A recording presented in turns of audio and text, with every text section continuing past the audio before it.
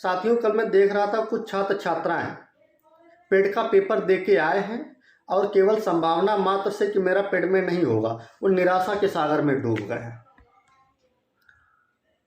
साथियों, एक दो पेपर में असफलता अगर मिल जाती है तो क्या हमारा जीवन रुक जाता है या जीवन खत्म हो जाता है? ये एक दो एग्जाम्स डिसाइड करेंगे कि हमारा जीवन कैसा होना चाहिए। निराशा साथियों हमारे अंदर तभी आती है जब हम जीवन के ऊपर एग्जाम्स को रख लेते हैं और जीवन को एग्जाम्स के नीचे रख देते हैं, तब हमारा जीवन निराशाओं से भर जाता है। हमें जीवन को इन परीक्षाओं के ऊपर रखना है, तब जाकर के हमारे अंदर आत्मबल मजबूत होगा। अरे अगर मान लीजिए असफलताएं मिल गई, कोई बात नहीं, और भी एग्जाम्स हैं, उनका पेपर दिया जाएगा, उनको उनमें सफलता अर्जित की जाएगी। और यदि मान लीजिए एक दो छोटे मोटे एग्जाम ना निकलने से अगर निराशा आ जा रही है, तो इसका साफ मतलब है कि आपका आत्मबल और मनोबल बहुत कमज़ोर है। वो कमज़ोर ही इसलिए है कि आपने इन एग्जाम्स को अपने जीवन के ऊपर रखा हुआ है। करना आपको ये है कि एग्ज़ाम को नीचे रखना है, जीवन को ऊपर रखना है। आपका जीवन सर्वोपरि है, एग्जाम छोटे हैं। लेकिन आयोग से भी एक हमारी शिकायत है, UPSSC से, आप जिस लेवल की परीक्षा करवा रहे हैं उस लेवल के ही क्वेश्चन छात्र छात्राओं से पूछे जाने चाहिए, अभ्यर्थियों से पूछे जाने चाहिए, और उन क्वेश्चन का एक स्टैंडर्ड होना चाहिए। उसमें एक क्वेश्चन पूछा है कि गांधी जी, अब ये क्या क्वेश्चन हुआ कि गांधी जी ने कब लुंगी बदली, गांधी जी ने कहाँ लुंगी बदली, क्यों लुंगी बदली, इसका प्रशासन से और शासन से क्या लेना देना है?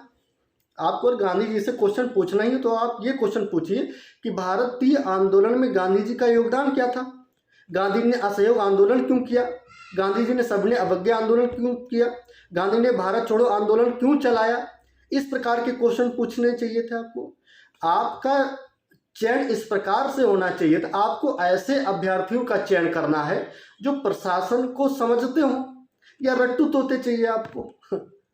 तो आपको तो ऐसे कर्मचारी चाहिए जो प्रशासन को आगे लेके जाएं, जिनके अंदर दक्षता हो। लेकिन दक्षता कब होगी? जब क्वेश्चन स्टैंडर्ड लेवल का होगा तो स्टैंडर्ड लेवल का पढ़ेंगे। अब इस प्रकार के क्वेश्चन आएंगे, लुंगी कब बदली, लुंगी का क्या लेना देना है प्रशासन और शासन से? हाँ, गांधी से क्वेश्चन पूछना तो एक स्टैंडर्ड क्वेश्चन पूछो। गांधी जी की विचारधारा क्या थी, गांधी जी का सत्याग्रह क्या था, ये क्वेश्चन पूछिए आप। ये शिकायत है मेरी।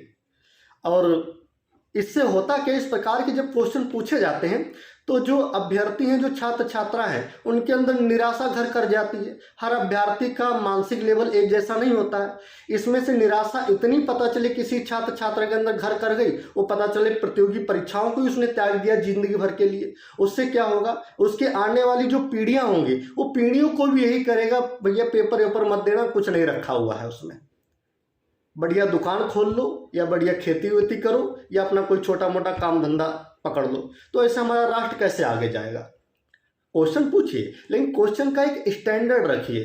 ये एकदम वन लाइनर पूछिए, लेकिन वन लाइनर का भी थोड़ा तो स्टैंडर्ड रखिए। अब ये थोड़ी लुंगी कब बदली, लुंगी से क्या लेना है प्रशासन का?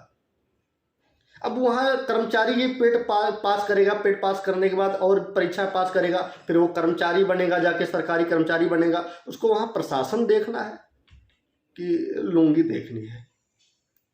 लेकिन चलिए कोई बात नहीं, हम उन छात्र छात्राओं अभ्यर्थियों से ये कहना चाहेंगे, हिम्मत नहीं हारनी है, लगे रहना है। आयोग स्वतंत्र है, कोई भी क्वेश्चन पूछने के लिए वो किसी प्रकार के क्वेश्चन पूछ सकता है। एक पंक्ति के साथ में मैं अपने वाक्य को समाप्त करूंगा, बहुत ही सुंदर पंक्ति है।